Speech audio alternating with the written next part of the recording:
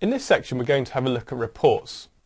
Reports are a good way to output data, not just the raw data but also summarising that data so that you can have your orders grouped by employee, by date, by customer and whatever grouping levels you want, and then you could have a grand total at the end.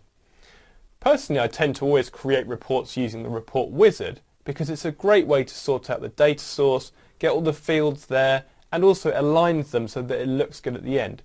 You can then go into Design View to specify exactly what you want in that report and be specific about all the properties of all the fields in there.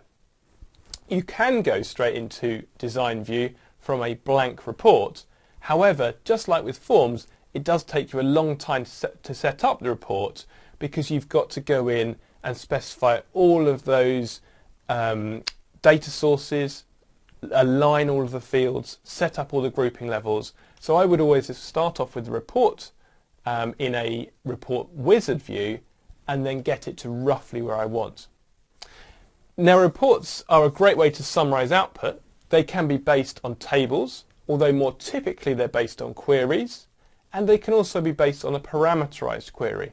If they're based on a parameterized query, the parameter is asked of the user when they open the report, they fill in the value, the report is then run using that value to run the query for its data entry. So it will actually take that data using that parameter and display the report using that with a parameterized report in this case.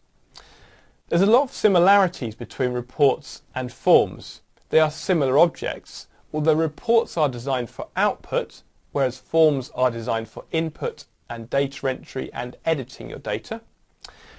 Reports are designed originally to be output on paper from a printer, although nowadays often it's actually still viewed on screen, but forms are designed for on-screen use.